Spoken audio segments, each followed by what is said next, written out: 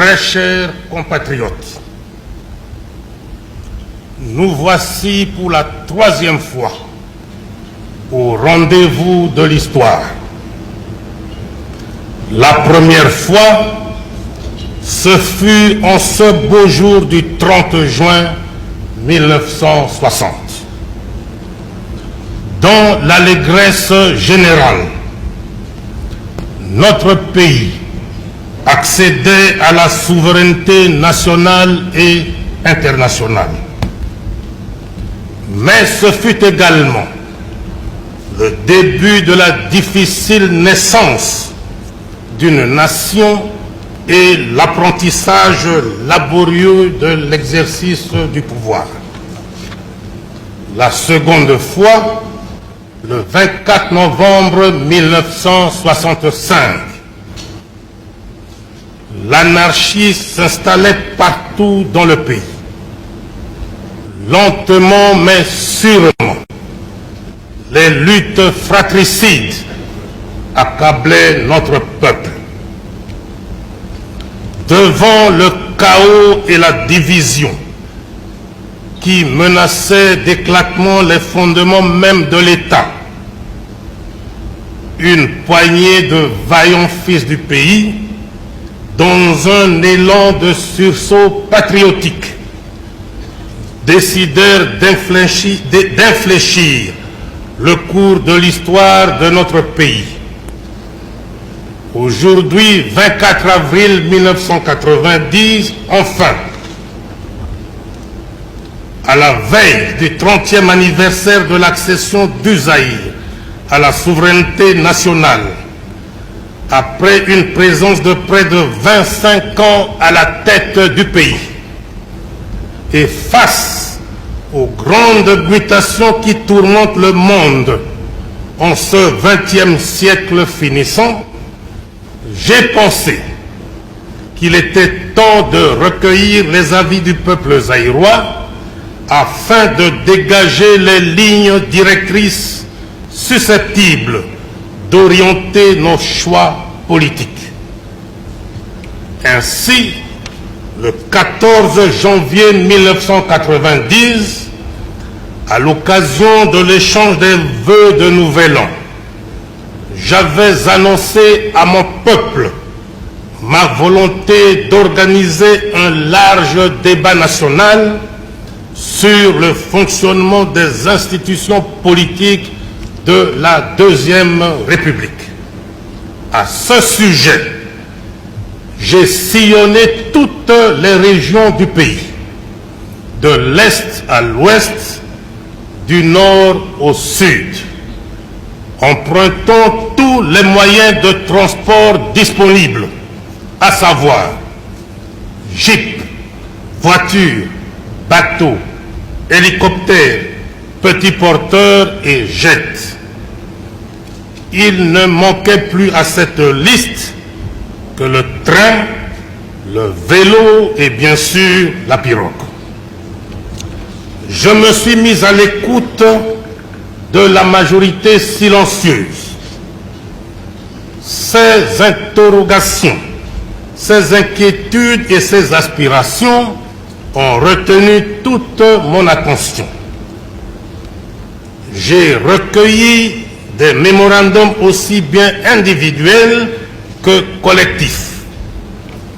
J'ai reçu en audience différents groupes socio-professionnels tels que professeurs, missionnaires, opérateurs économiques, médecins, avocats, fonctionnaires, chefs coutumiers, femmes commerçantes, étudiants. Tout a été pris en compte et a fait l'objet de ma profonde réflexion, même le mémorandum des évêques.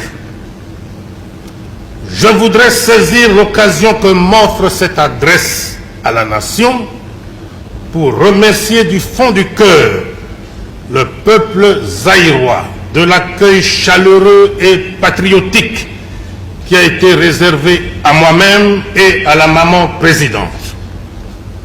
Bravant pluie, soleil et fatigue, partout, les filles et les fils du Grand Zaïre se sont surpassés et nous ont témoigné avec joie et enthousiasme leur indéfectible attachement. J'en suis profondément touché et je leur resterai infiniment reconnaissant.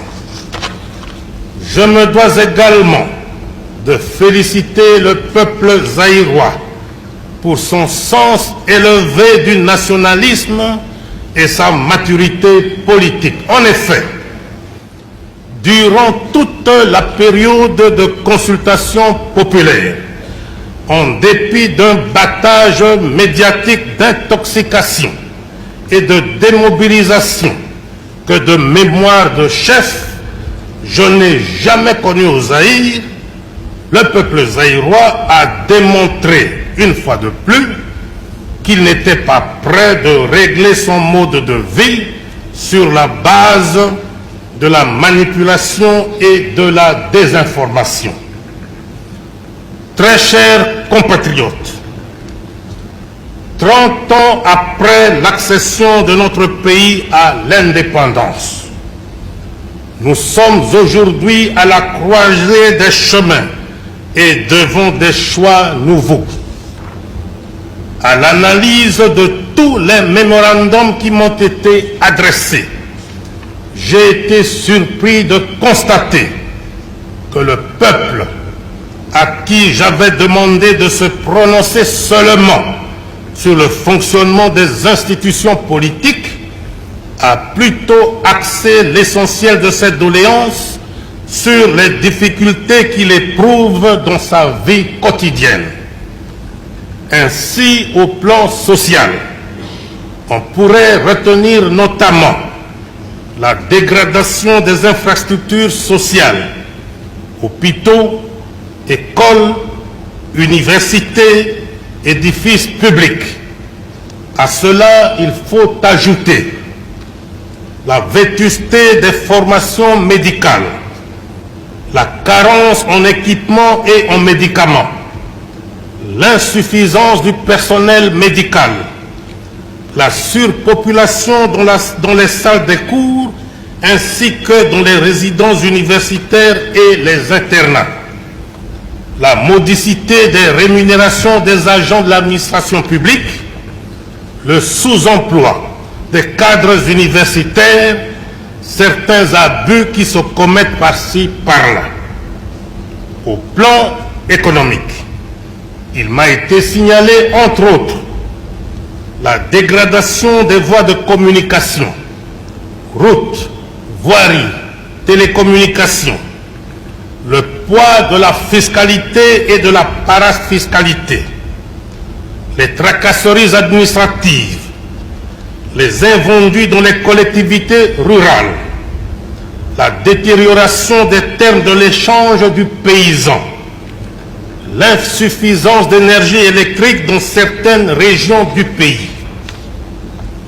De l'examen de ces mémorandums, j'ai été heureux de constater que le peuple n'a pas remis en cause un certain nombre d'acquis.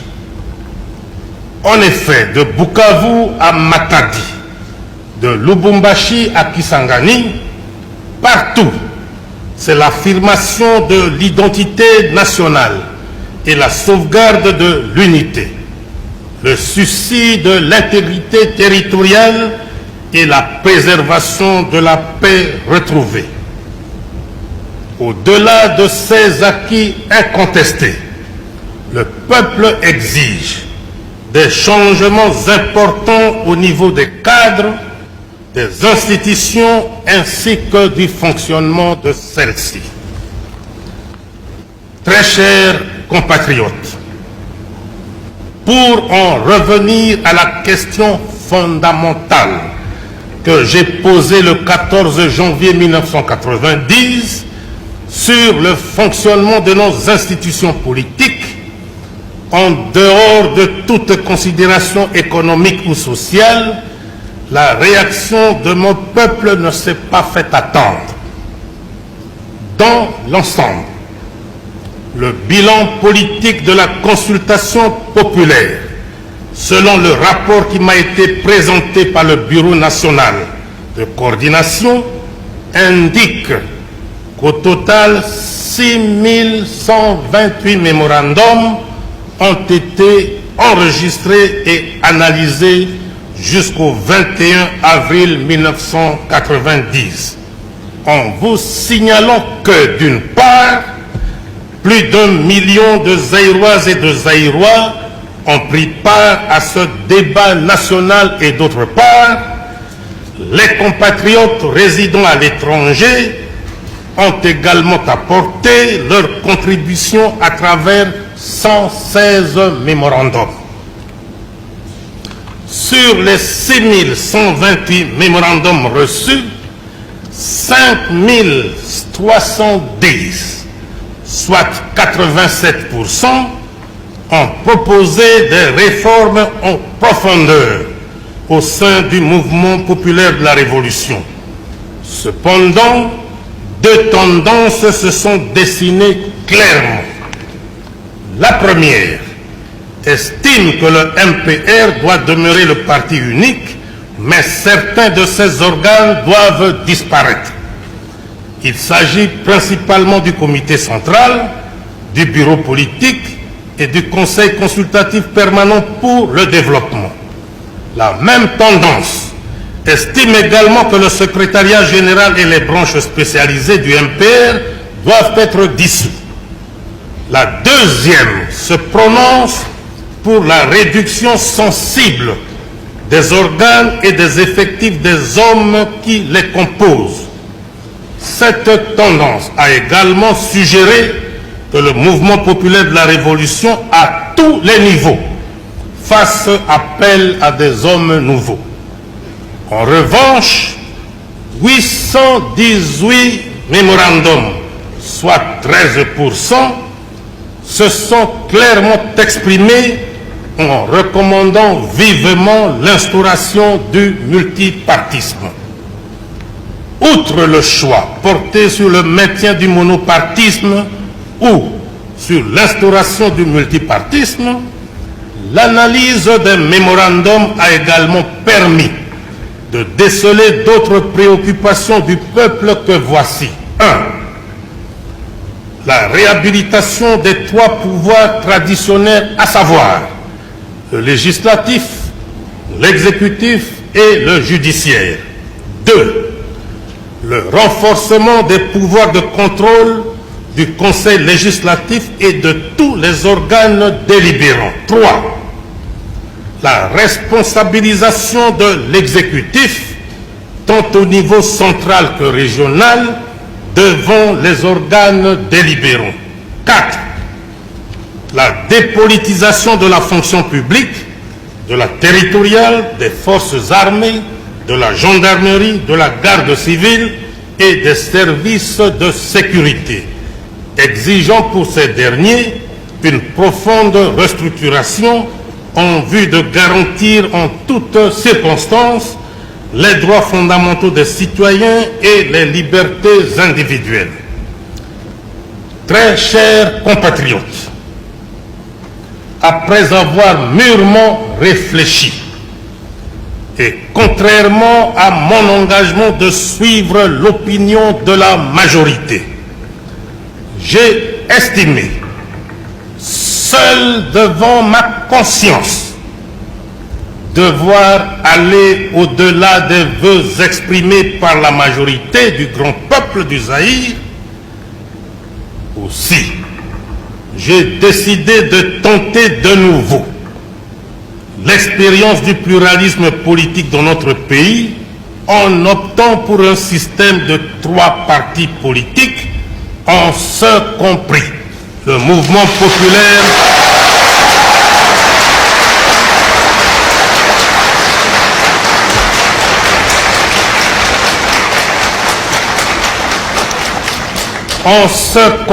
le mouvement populaire de la Révolution, avec à la base le principe de la liberté pour chaque citoyen d'adhérer à la formation politique de son choix.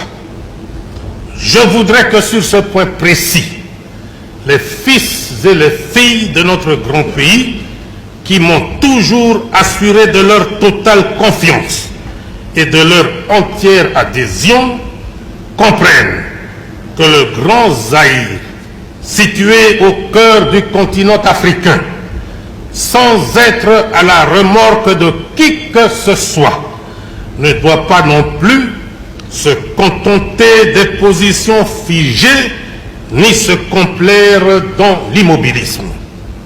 Il doit être en mesure de s'adapter à toutes les circonstances et de démontrer que sa volonté de bâtir une société véritablement démocratique ne saurait d'aucune manière être mise en doute.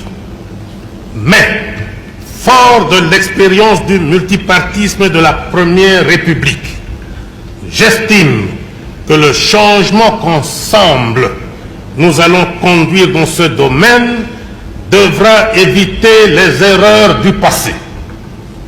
Raison pour laquelle, dans mon esprit, le multipartisme ne doit entraîner ni prolifération ni bipolarisation des formations politiques.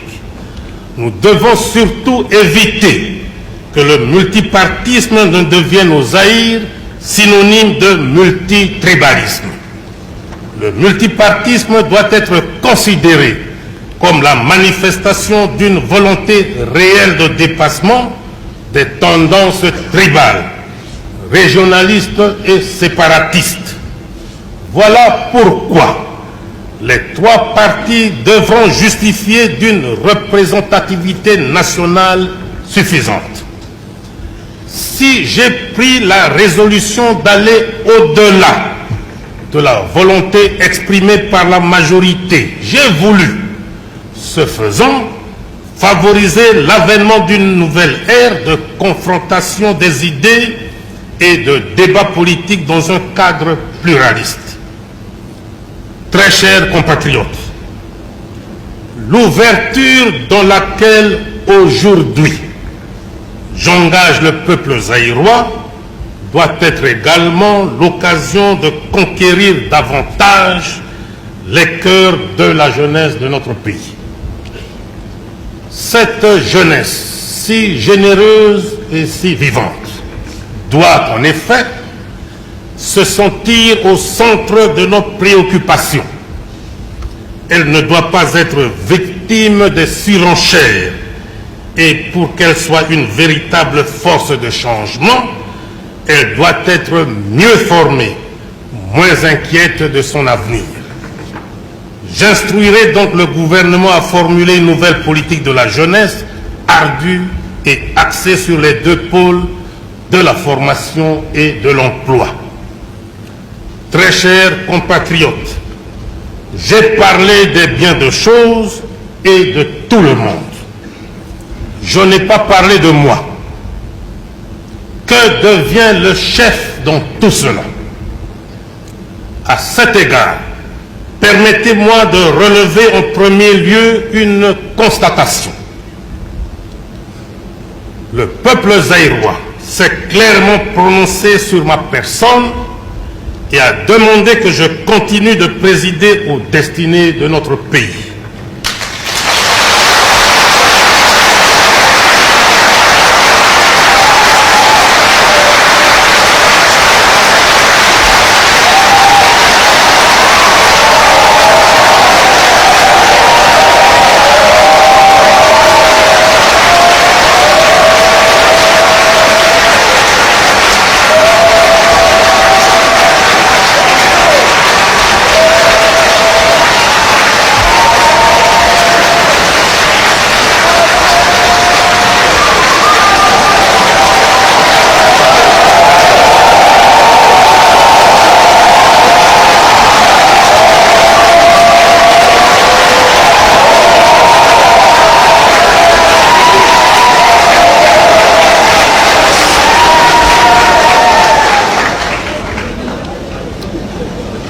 Je voudrais remercier mon peuple pour cette expression incontestable de confiance renouvelée.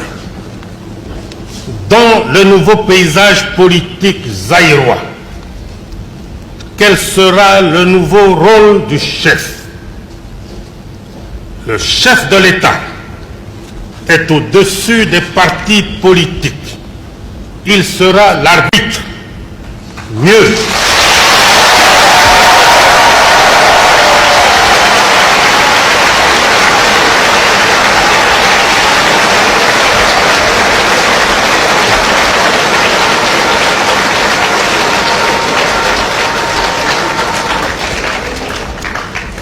il sera l'arbitre, mieux, l'ultime recours. Avec la révision constitutionnelle, le chef cesse d'être le chef de l'exécutif. De ce fait,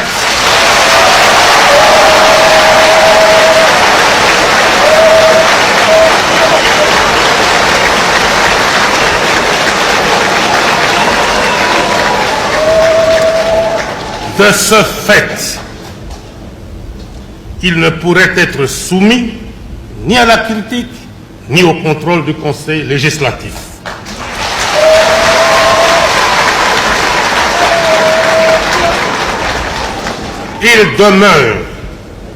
Il demeure le garant de l'indépendance nationale, de l'intégrité territoriale et constitue le dernier rempart de la nation.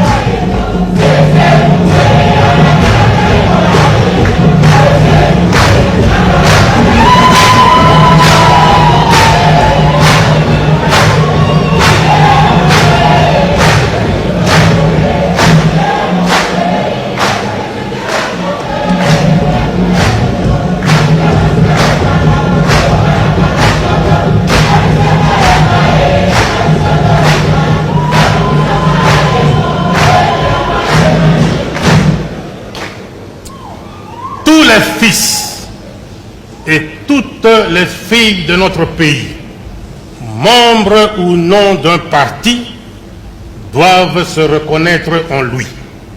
Et quoi qu'il arrive, en sa qualité de chef, se situant au-dessus de la mêlée, il s'engage à demeurer le dénominateur commun, c'est-à-dire le rassembleur, le pacificateur et l'unificateur.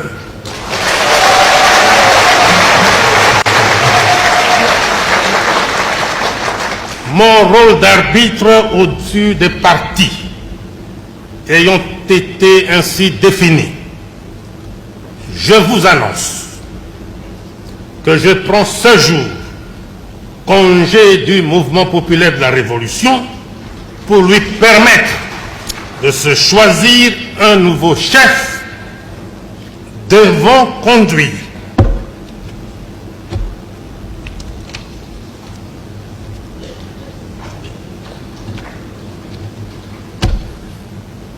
comprenez mon émotion.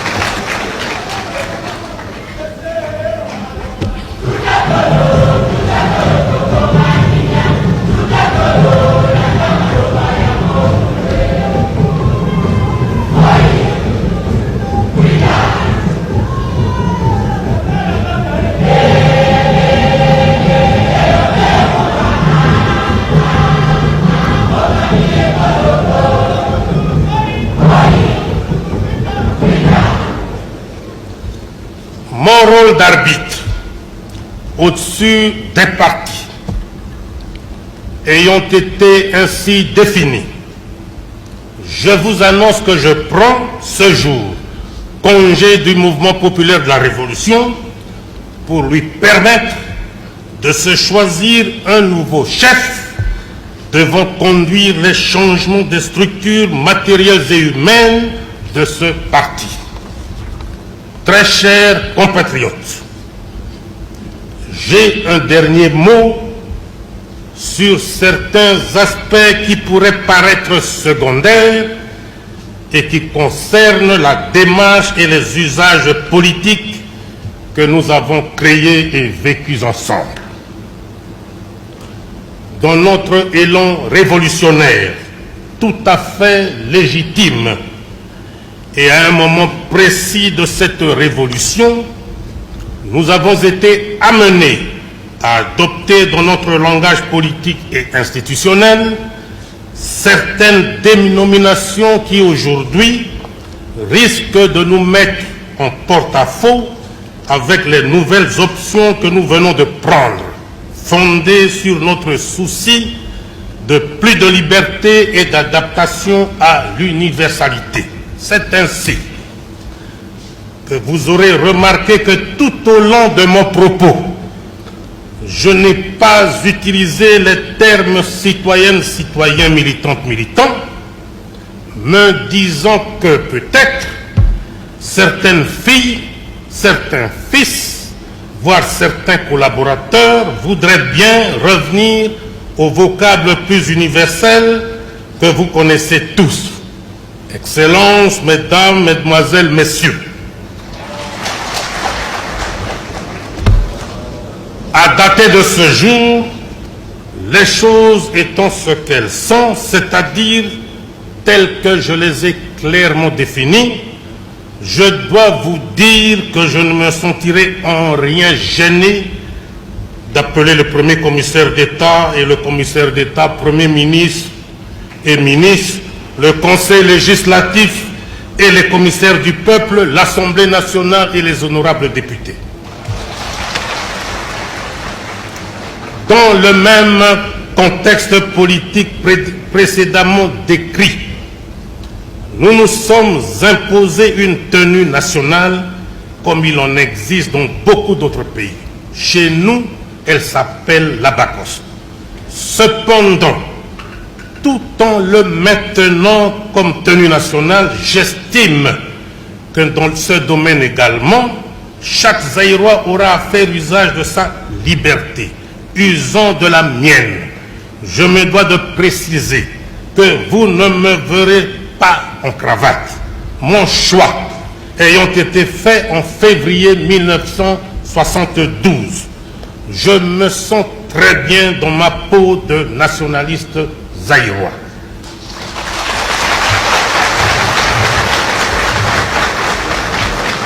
Très chers compatriotes, toutes ces réformes, vu leur ampleur, requièrent une période de transition nécessaire et suffisante, surtout pour permettre aux nouvelles formations politiques de se structurer et de s'installer sur l'ensemble de notre territoire, ainsi qu'au mouvement populaire de la Révolution, de se restructurer au regard du nouveau paysage politique.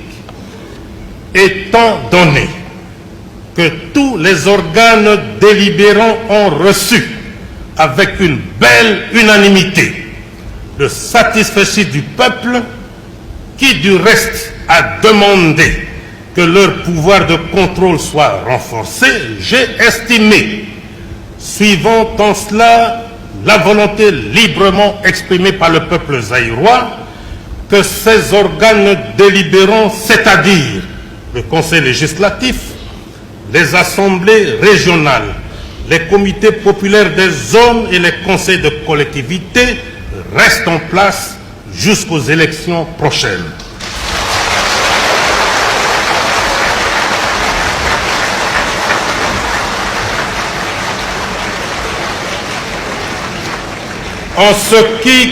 En ce qui concerne l'actuelle équipe de l'exécutif, après l'énoncé de toutes ces mesures, elle est réputée démissionnaire et chargée d'expédier les affaires courantes. Dans les tout prochains jours, sera connu le nom du premier commissaire d'État, ou du premier ministre si vous voulez, avec le nouveau chef du gouvernement, des consultations seront engagées pour la constitution de l'équipe de transition qui aura principalement pour mission l'exécution d'un programme d'urgence visant à répondre aux attentes de la population dans le domaine économique et social. Quant aux partis politiques, un projet de loi fixant les conditions de leur existence, leur agrément et leur financement sera déposé incessamment sur le bureau du Conseil législatif. Pour toutes ces raisons, la période de transition ira du 24 avril 1990 au 30 avril 1991. Cette période de 12 mois sera mise à profit par les formations politiques pour faire l'apprentissage de la démocratie pluraliste et affronter l'électorat, suivant en cela un calendrier précis qui sera rendu public.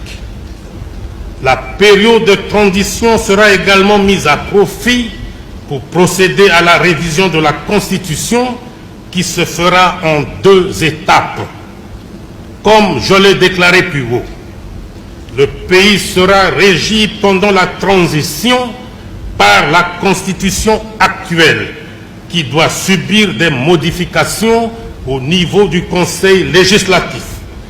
Pendant ce temps, une commission sera mise sur pied pour l'élaboration d'une constitution définitive appelée à régir la Troisième République. Après la mise en place du gouvernement de transition, j'entreprendrai une tournée d'explication des nouvelles réformes à travers le pays, car la majorité silencieuse qui a exprimé clairement sa volonté pourrait ne pas comprendre pourquoi et dans quel intérêt j'ai opté pour le point de vue de la minorité. Très chers compatriotes, avant de terminer mon propos, je voudrais me résumer pour une bonne compréhension de tous. À dater de ce jour, mardi 24 avril 1990, tirant les enseignements de la consultation populaire à laquelle avaient pris part plus d'1 million de Zaïroises et de Zaïrois et d'où sont sortis 6128 mémorandums, j'annonce solennellement au peuple zaïrois 1. L'introduction du multipartisme à 3 au Zaïre, l'abolition de l'institutionnalisation du mouvement populaire de la Révolution avec comme conséquence la suppression de son rôle dirigeant, la séparation nette entre le parti et l'État, la réhabilitation des 3 pouvoirs traditionnels, à savoir le législatif, l'exécutif et le judiciaire, comme les seuls organes constitutionnels. La dépolitisation de la fonction publique, de la territoriale, des forces armées, de la gendarmerie, de la garde civile et des services de sécurité. L'instauration d'un pluralisme syndical. 2. La désignation d'un premier commissaire d'État. 2. La désignation d'un premier commissaire d'État ou premier ministre, si vous voulez, suivi de la formation d'un gouvernement de transition. 3. La révision de l'actuelle Constitution en vue de l'adapter à la période de transition qui s'instaure. 4. La mise sur pied d'une commission chargée d'élaborer la Constitution de la Troisième République, Constitution qui sera sanctionnée par un référendum populaire. 5. L'élaboration enfin d'un projet de loi devant régir les partis politiques dans notre pays et organiser leur financement. Très chers compatriotes, ce mardi 24 avril 1990, une page nouvelle de l'histoire politique de notre pays vient de s'ouvrir et je me permets de nourrir des grandes espérances sur l'avenir de nos institutions, prémisse de tout progrès. Quelles que soient les lacunes inhérentes à toute œuvre humaine, nous devons reconnaître que grâce à l'idéal qui nous a toujours animés dès l'aube du 24 novembre 1965, nous avons la paix, l'unité nationale, l'intégrité du territoire et la fierté de nous sentir partout zaïrois. Voilà le nouveau visage du Zaïre. Voilà le Zaïre de la Troisième République qui prend naissance aujourd'hui et que nous voulons grand et prospère. Ce Zaïre, nous devons le bâtir ensemble pour relever un défi digne du troisième millénaire vers lequel va nous conduire la Troisième République. Si deux désirs font une volonté, comme le disait un grand penseur britannique, George Meredith, pour ne pas le citer, je me demande quant à moi ce que peuvent faire deux volontés unies, la vôtre et la mienne. Deux volontés qui s'inscrivent dans le cadre d'un nouveau pacte que nous signons aujourd'hui, vous et moi, pour la construction d'un nouveau Zaïre.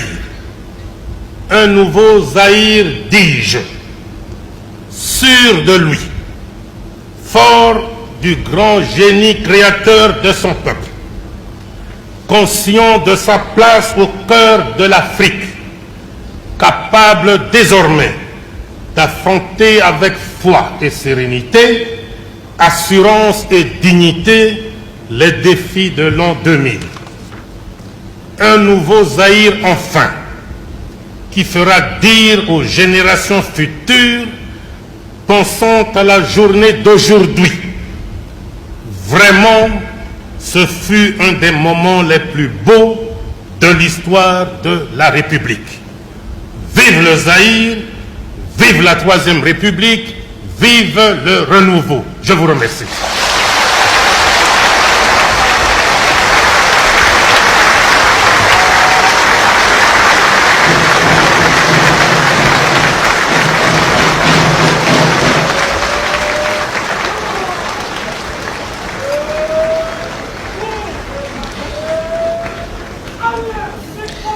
Chers amis téléspectateurs, vous venez donc là de vivre avec nous un moment historique.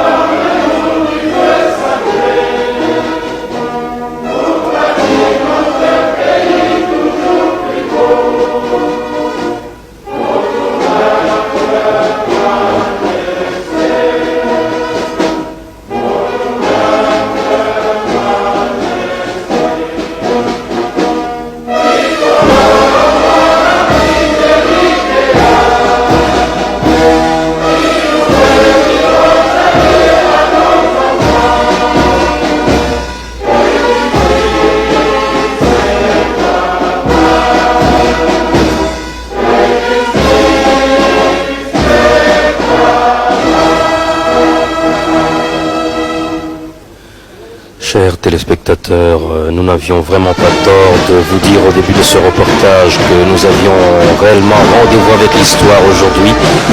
Le président fondateur vient de nous donner donc raison. Le maréchal Mobutu Sese Seko vient donc de signer un nouveau pacte avec son peuple pour un nouveau départ de notre pays, la République du Zaïre.